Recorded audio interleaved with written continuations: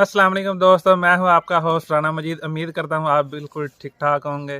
आज के व्लॉग में मैं आपको बताऊंगा कि चैम्बर ऑफ कॉमर्स की मेंबरशिप कैसे हासिल कर सकते हैं, इसके लिए कौन से डॉक्यूमेंट्स की ज़रूरत पड़ती है, कितनी फ़ीस लगती है, कितने अरसे में ये आपको सर्टिफिकेट मिल जाता है। आज के व्लॉग में आपको मुकम्मल तफसीलात बताऊँगा।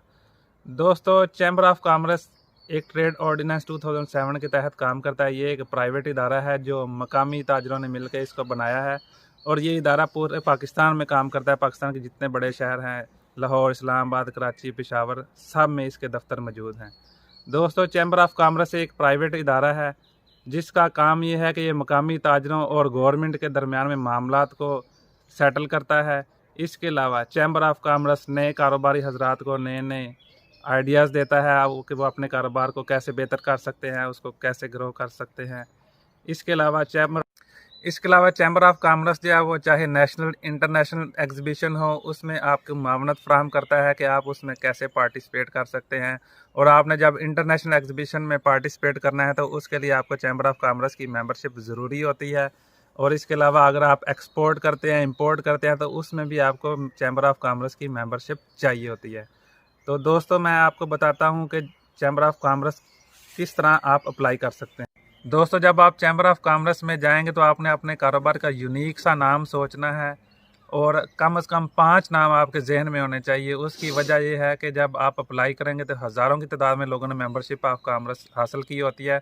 तो ऐसा ना हो कि जो नाम आपने सोचा है वो ऑलरेडी किसी मेंबर का हो, आपके लिए परेशानी का बायस बने। मिसाल के तौर पर मेरा नाम मजीद है तो Majid and sons, Majid corporation, Majid medicos, जो भी आपके कारोबार का नाम है उस हवाले से आपने अपना नाम सोच लेना है। दोस्तों, जब आप चैम्बर ऑफ कॉमर्स में अप्लाई करने के लिए जाएंगे ऑफिस में, तो आपने क्या करना है कि आपके पास शनाख्ती कार्ड की फ़ोटो कापी होनी चाहिए। उसके साथ 1500 रुपये लगेंगे।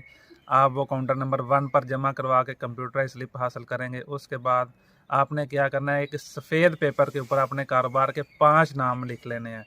और फिर आप काउंटर नंबर 2 के ऊपर जाएंगे। वहाँ पर जो अफसर बैठा होगा वो कंप्यूटर पे चेक करेगा कि आपने जो नाम दिए हैं वो अवेलेबल हैं कि नहीं।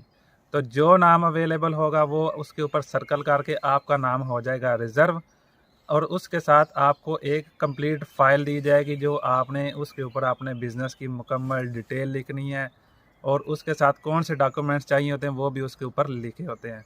तो दोस्तों, अब आपने क्या करना है कि जैसे ही आपको नाम मिल जाएगा, आपने सबसे पहले उसका लेटर हेड बनवाना है। फॉर एग्ज़ाम्पल, आपके कारोबार का नाम है मजीद एंड सन्स, उस नाम के आपने लेटर हेड बनवाने हैं और सेम ही उसकी स्टैम्प बनानी है।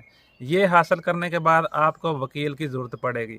उसकी वजह क्या है कि जब तक आपके पास एनटीएन नहीं होगा, आप चैम्बर ऑफ कॉमर्स की मेंबरशिप नहीं अप्लाई कर सकते।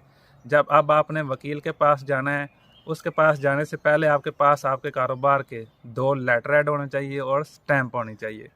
वकील क्या करेगा कि आपके कारोबार को एफबीआर में रजिस्टर्ड करवाएगा। वकील की फ़ीस 3000 रुपये और 1000 रुपये नेशनल बैंक में वो चालान जमा करवाएगा। तो 4000 रुपये आपसे वकील लेगा। वकील जब आपका कारोबार एफबीआर में रजिस्टर्ड करवा देगा तो वो आपको 3 चीज़ें प्रोवाइड करेगा। एक एनटीएन नंबर होगा, दूसरे नंबर पर फॉर्म 181 होता है जिसमें आपके कारोबार की मुकम्मल डिटेल लिखी होती है, और तीसरे नंबर पर होता है एक्टिव टैक्स पेयर लिस्ट। ये 3 चीज़ें आपको वकील से मिलेंगी। जब आप ये 3 चीज़ें हासिल कर लेंगे, फिर आपने क्या करना है कि अगला स्टेप है कि आपने डॉक्यूमेंट्स मुकम्मल करने हैं। तो जो डॉक्यूमेंट्स होते हैं उसमें नंबर 1 होता है शनाख्ती कार्ड की 2 अदद फ़ोटोकॉपी आपको ज़रूरत होती है, 2 तस्वीरों की ज़रूरत होती है वाइट बैकग्राउंड के साथ। इसके अलावा मैंने आपको बताया कि एनटीएन नंबर होता है, फॉर्म 181 होता है और एक्टिव टैक्स पेयर की लिस्ट होती है। इसके बाद अगर आपके नाम का, आपके बिज़नेस के नाम का आपका अकाउंट खुला हुआ है बैंक में, वो चाहे कोई भी हो, एलाइड बैंक है, मीज़ान बैंक है, जहाँ पर भी जो भी आपको इजी लगे, अगर आपका अकाउंट वहाँ पे ऑपरेट हो रहा है तो आपने वहाँ से अकाउंट मेंटेनेंस सर्टिफिकेट ले लेना है। अकाउंट मेंटेनेंस सर्टिफिकेट हासिल करने के बाद अब आपको ज़रूरत पड़ेगी 2 मेंबर्स की जिससे आपने अपनी फ़ाइल अटेस्ट करवानी है। ये 2 कौन से मेंबर्स हैं?